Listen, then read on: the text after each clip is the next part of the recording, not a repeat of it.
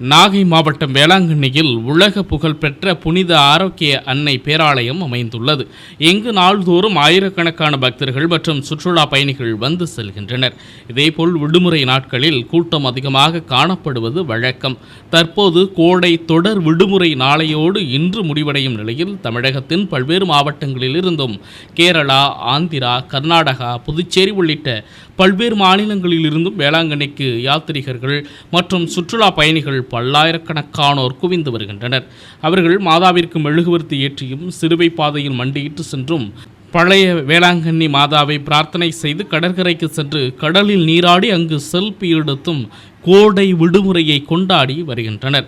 Car, van, சுற்றுலா பேருந்து உள்ளிட்ட வாகனங்களில் அதிக அளவில் சுற்றுலா பயணிகள் வருவதால் கடுமையான போக்குவரத்து நெரிசலும் ஏற்பட்டுள்ளது. இதனால் வேளாங்கண்ணி ஆர்ச் பகுதி முதல் சுமார் 1/2 கிலோமீட்டர் தூரத்திற்கு வாகனங்கள் அணிவகுத்தபடி ஒன்றன் பின் ஒன்றாக ஊர்ந்தபடி செல்லும் நிலை ஏற்பட்டது.